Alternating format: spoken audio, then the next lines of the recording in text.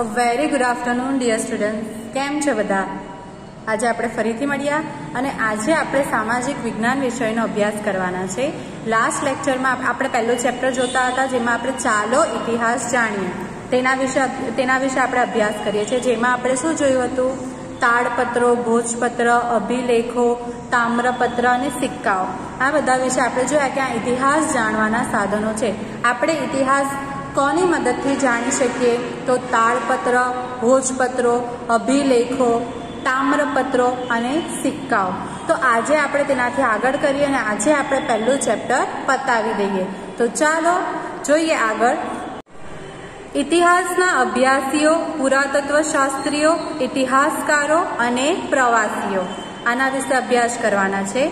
એટલે કે ઇતિહાસના અભ્યાસ કરનારા આપણે સાધનો જોયા, પણ એ સાધનોનો અભ્યાસ કોણ કરે છે? બરાબર, સાધનો પોતે જાતે નથી બોલતા કે અમે આ વર્ષના આ રીતે આ બધો રાજાઓ એ અમારા ઉપર લખેલું છે. બરાબર, સાધનો પોતે જાતે નથી બોલતા, કોઈ વ્યક્તિ હોય છે જે તેનો અભ્યાસ કરે છે. તો આ બધા અભ્યાસ કોણ કરે છે, કોણ આ બધું શોધે છે, એ આપણે જોવાના છે. માનવ સમાજનો ભૂતકાળ જાણવા આપણને પુરાતત્વ શાસ્ત્રીઓ, જેને અંગ્રેજીમાં આર્કિયોલોજિસ્ટ કહેવાય છે, તે સંશોધન કરીને માહિતી આપે છે. જો માનવ સમાજનો ભૂતકાળ જાણવા આપણને પુરાતત્વ શાસ્ત્રીઓ, જેને અંગ્રેજીમાં આર્કિયોલોજિસ્ટ, અંડરલાઈન કરજો મારી સાથે, પુરાતત્વ શાસ્ત્રીઓ જેને અંગ્રેજીમાં આર્કિયોલોજિસ્ટ કહેવાય છે, તે સંશોધન કરીને માહિતી આપે છે. આ બધા સાધનો પરથી આપણને માહિતી કોણ આપે છે? ભૂતકાળની પુરાતત્વ શાસ્ત્રીઓ. તેઓ પ્રાચીન સ્થળો પર જઈ ઉત્ખનન કરીને મકાનો, સિક્કા, ઈંટો, પથ્થરો, ઓજારો, ખોરાકના નમૂના, મનુષ્યો અને પ્રાણીઓના હાડકાં વગેરે શોધીને તેનો અભ્યાસ કરી તે સમયના માનવોની સંસ્કૃતિથી આપણને અવગત કરાવે છે. બરાબર છે? આ બધા જે છે એ લોકો બધા જૂના પ્રાચીન સ્થળો પર જાય અને એને ખોદકામ કરે. ખોદકામ કરીને ત્યાંથી ઈંટો, સિક્કા, મકાનો, પથ્થરો, ખોરાકના નમૂના એ બધું જ મળી આવે. એ બધાને ભેગું કરે, પછી તેના ઉપર બધા સંશોધન કરે, રિસર્ચ કરે અને પછી તે સમયના માનવોની આપણને જાણકારી આપે છે. તે સમયના લોકોની સંસ્કૃતિથી આપણને અવગત કરાવે છે. બરાબર, તો એ લોકો જે લોકો આપણને ભૂતકાળની માહિતી આપે છે તેને પુરાતત્વ શાસ્ત્રીઓ કહેવાય છે, જેને અંગ્રેજીમાં આર્કિયોલોજિસ્ટ કહેવામાં આવે છે.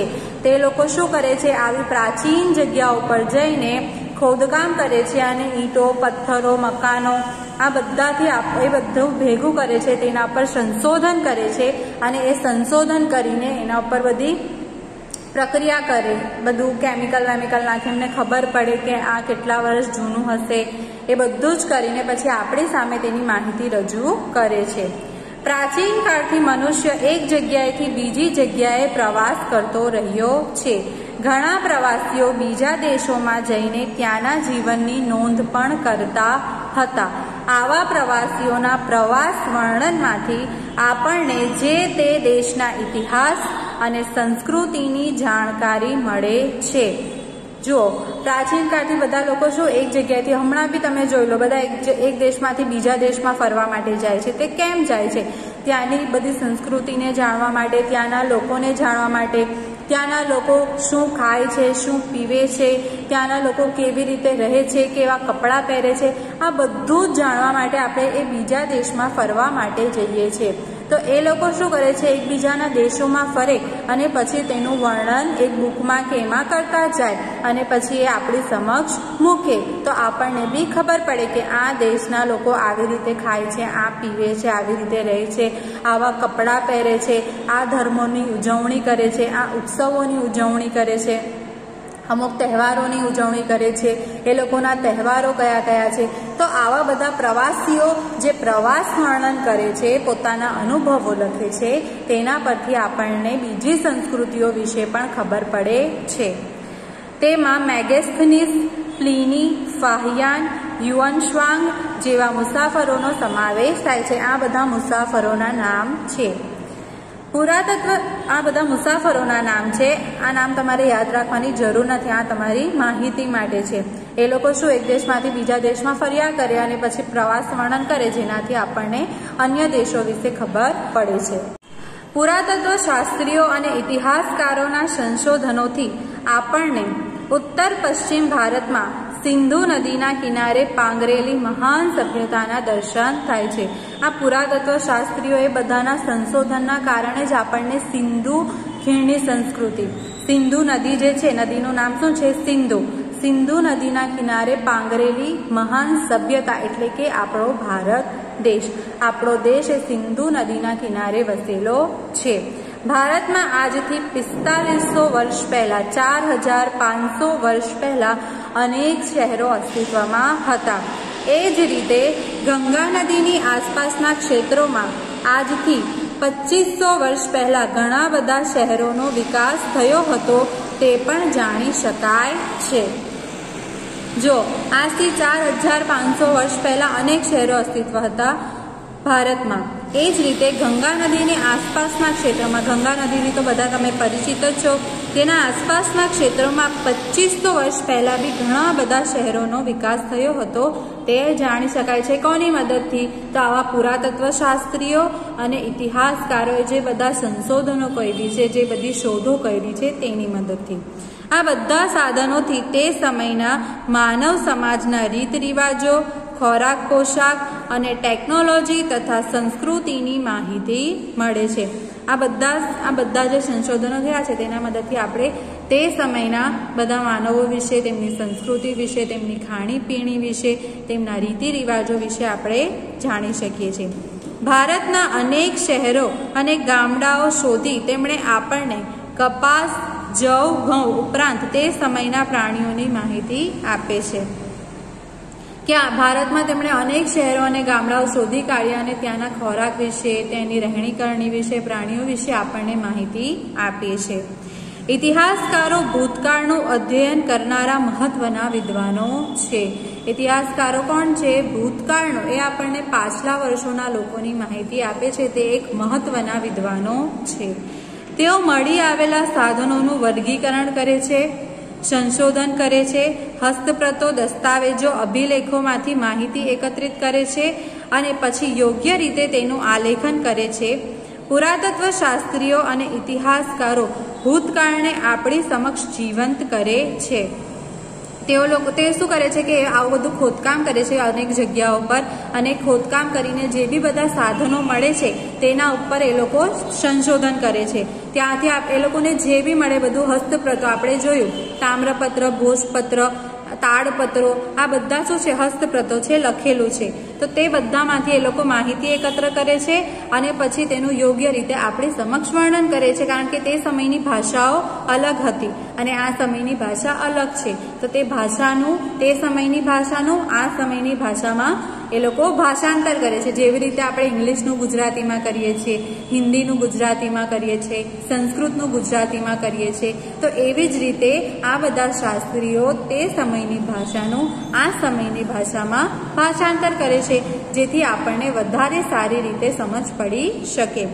પુરાતત્વ શાસ્ત્રીઓ અને ઇતિહાસકારો ભૂતકાળને આપણી સમક્ષ જીવંત કરે છે.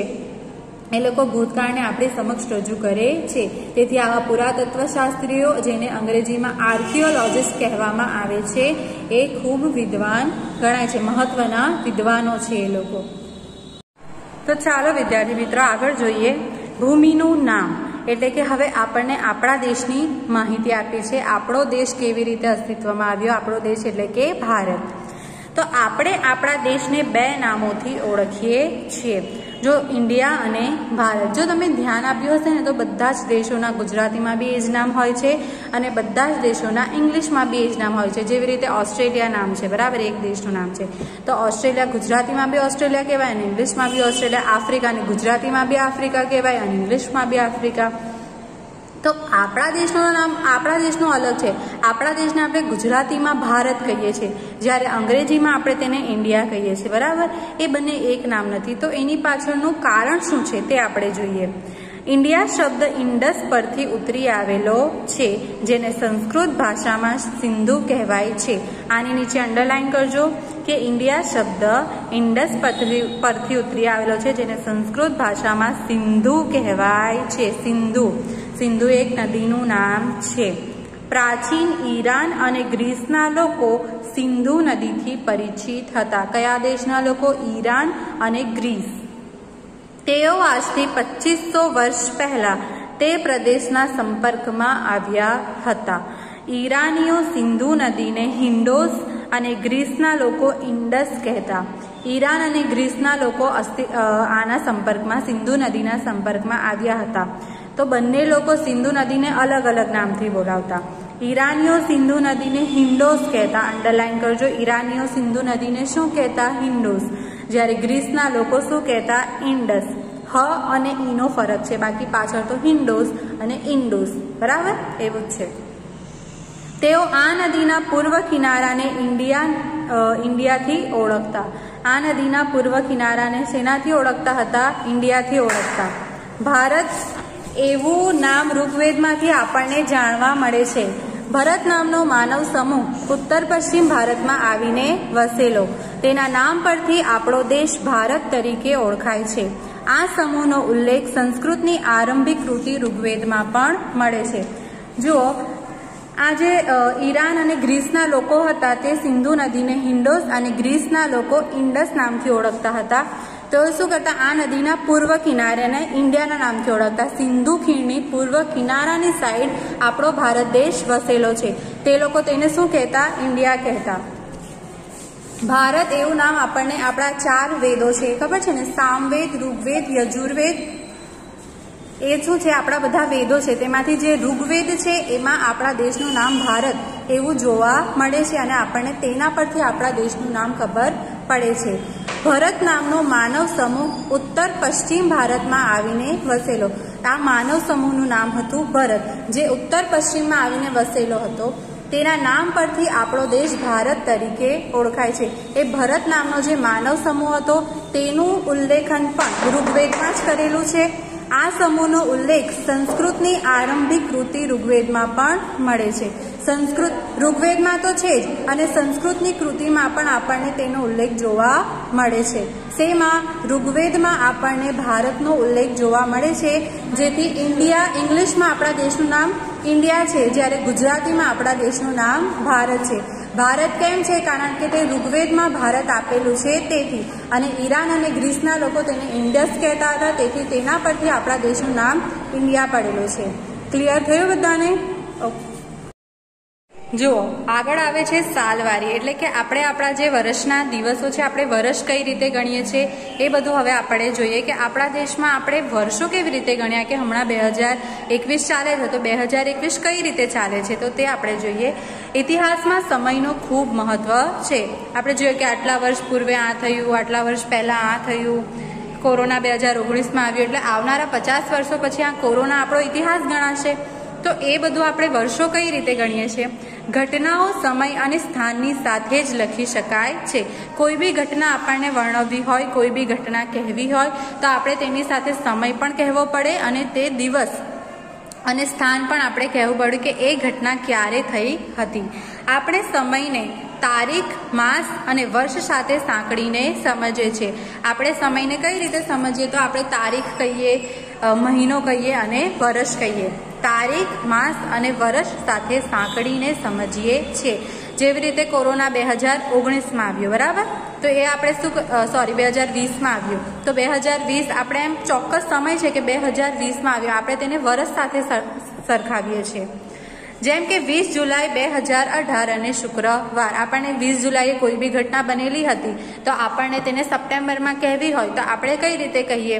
આપણે કહીએ કે પાછળ આવી રીતે થયું હતું? ના, આપણે ચોક્કસ તારીખ કહીએ કે 20 જુલાઈ 2018 અને શુક્રવારના દિવસે આવું થયું હતું. આ પ્રમાણે સમયની ગોઠવણી ઈસુ ખ્રિસ્તના જન્મ સાથે સંકળાયેલ છે.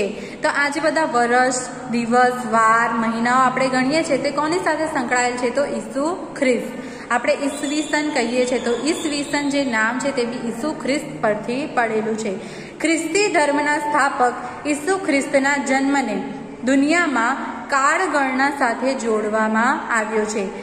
ખ્રિસ્તી ધર્મના સ્થાપક ઈસુ ખ્રિસ્ત એમના જન્મને દુનિયામાં આ સમય સાથે સાંકળવામાં આવ્યો છે. આપણે ઈસવીસન એમ કહીએ, બરાબર. ઈસવીસન હમણાં, ઈસવીસન પૂર્વે, ઈસવીસન પછી, ઈસવીસન આપણે કોઈ બી વર્ષ લખીએ તો તેની આગળ ઈસવીસન લખીએ છીએ. જેવી રીતે 1947 તો ઈસવીસન 1947, ઈસવીસન 1950 આપણે એવી રીતે લખીએ છીએ. અંગ્રેજીમાં તેને એડી એટલે કે એનો ડોમિની, ઈસવીસનને અંગ્રેજીમાં એડી એટલે કે એનો ડોમિની એટલે કે ઈસુ ખ્રિસ્તના જન્મ પછીના વર્ષો કહેવાય છે. ઈસવીસન એડી એટલે કે ઈસુ ખ્રિસ્તના જન્મ પછીનો સમય, એટલે કે ઈસવીસન 2000 તો ઈસુ ખ્રિસ્તના જન્મ પછીના 2000 વર્ષો. ઈસવીસન 1947 તો ઈસુ ખ્રિસ્તના જન્મ પછીના 1947મો વર્ષ, બરાબર. આવી રીતે દાખલા તરીકે ઈસવીસન 2000 એટલે ઈસુ ખ્રિસ્તના જન્મ પછીના 2000 વર્ષ. હમણાં ઈસવીસન 2021 ચાલે છે એટલે કે ઈસુ ખ્રિસ્તના જન્મ પછીના 2021મું વર્ષ ચાલે છે. એ જ રીતે ઈસવીસન પૂર્વે એટલે કે ઈસુ ખ્રિસ્તના જન્મ પહેલાના, ઈસવીસન એટલે કે ઈસુ ખ્રિસ્તના જન્મ પછીના, જ્યારે ખાલી ઈસવીસન પૂર્વે એટલે કે પહેલા, પૂર્વ એટલે કે પહેલા, ફક્ત આપણે ઈસવીસન કહીએ એનો મતલબ કે ઈસુ ખ્રિસ્તના જન્મ પછીના, અને ઈસવીસન પૂર્વે એમ કહીએ તો ઈસુ ખ્રિસ્તના જન્મ પહેલાના વર્ષો, જેને અંગ્રેજીમાં બીસી એટલે કે બિફોર ક્રિસ્ટ એમ કહેવાય છે. ઈસુ ખ્રિસ્તના જન્મ પછીને એડી કહેવાય છે એટલે કે એનો ડોમિની, જ્યારે ઈસુ ખ્રિસ્તના જન્મ પહેલાના વર્ષને બીસી એટલે કે બિફોર ક્રિસ્ટ એમ કહેવાય છે. ઈસુ ખ્રિસ્તના જન્મ પહેલાના ઉદાહરણ તરીકે લઈએ તો ઈસવીસન પૂર્વે 2000 એટલે ઈસુ ખ્રિસ્તના જન્મ પહેલાના 2000 વર્ષ. આગળ આપણે જે ઈસવીસન 2000 લખીએ તો ઈસુ ખ્રિસ્તના જન્મ પછીના 2000 વર્ષ, જ્યારે ઈસવીસન પૂર્વે 2000 લખીએ તો ઈસુ ખ્રિસ્તના જન્મ પહેલાના 2000 વર્ષ.